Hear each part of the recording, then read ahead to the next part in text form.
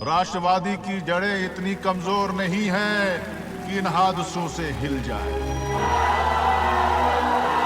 2019 के लोकसभा चुनाव में हर पार्टी आपस में लड़ रही थी। आजादी के बाद का पहला ऐसा चुनाव है जहां डाकू इस शब्द का नामो निशान मिट गया है। राजधानी दिल्ली से करीब 350 किलोमीटर दूर हम मध्य प्रदेश के मुरैना जिले के बिहड़ों से गुजर रहे हैं।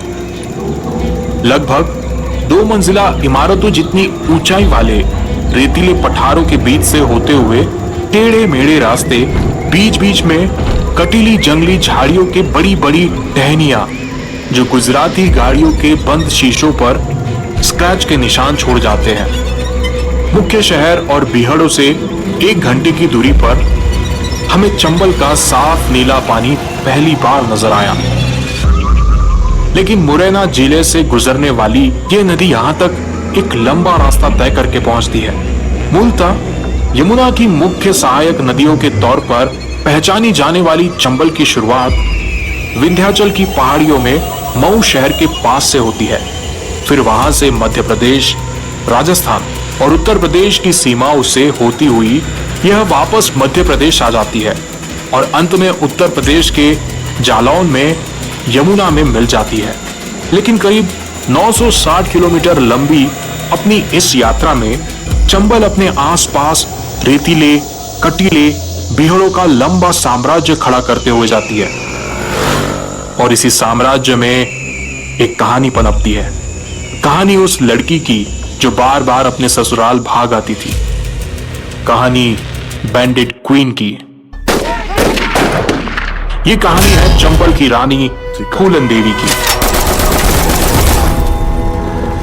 80 के दशक में फूलन देवी का नाम फिल्म शोले के गब्बर सिंह से भी ज्यादा खतरनाक बन चुका था।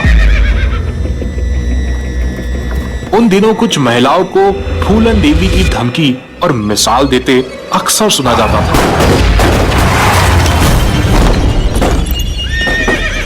कहा जाता था कि फूलन देवी का निशाना बड़ा अचूक था और उससे भी ज्यादा कठोर था उनका दिल। जानकारों का कहना है कि हालात ने ही कुछ फूलन देवी को इतना कठोर बना दिया था कि जब उन्होंने बहमई में एक लाइन में खड़ा करके 22 ठाकुरों की हत्या की तो उन्हें जरा भी मलाल नहीं हुआ। फूलन देवी 1980 के दशक के शुरुआत में चंबल के भेड़ों में सबसे खतरनाक डाकू मानी जाती थी। उनके जीवन पर कई फिल्में बन चुकी थी, लेकिन पुलिस का डर उन्हें हमेशा बना रहता था। फूलन देवी का जन्म 10 अगस्त 1963 को उत्तर प्रदेश के जालौन के घूरा का पूर्वा गांव में हुआ था। उसका परिवार बेहद गरीब था। उसके पास संपत्ति के तौर पर मात्र 1 एकड़ जमीन थी। 11 साल की उम्र में जब उसके चाचा के बेटे मायादीन मल्लाह ने उस जमीन को कब्जाने की कोशिश की तो फूलन ने पुरजोर विरोध किया। यही नहीं, उसके साथ मारपीट भी की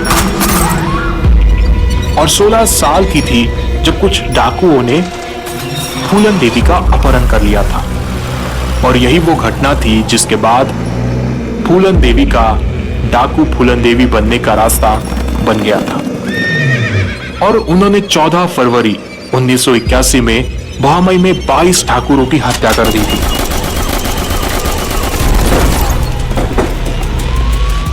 इस घटना ने फूलन देवी का नाम बच्चे बच्चे की जुबान पर ला दिया था। फूलन देवी का कहना था कि उन्होंने ये हत्याएं बदला लेने के लिए की थी। उनका कहना था कि ठाकुरों ने उनके साथ सामूहिक बलात्कार किया था, जिसका बदला लेने के लिए उन्होंने ये हत्याएं की। हमने भी सोचा कि इतने बड़े अत्याचार हुए मेरे साथ तो हम क्यों मर जाएं? जिन्होंने मेरे साथ अत्याचार करा हम क्यों उन्हें बता दें कि अगर किसी के साथ तुम ऐसा करोगे तो तुम्हें भी जवाब मिलेगा। फूलन देवी ने 1983 में आत्मसमर्पण किया।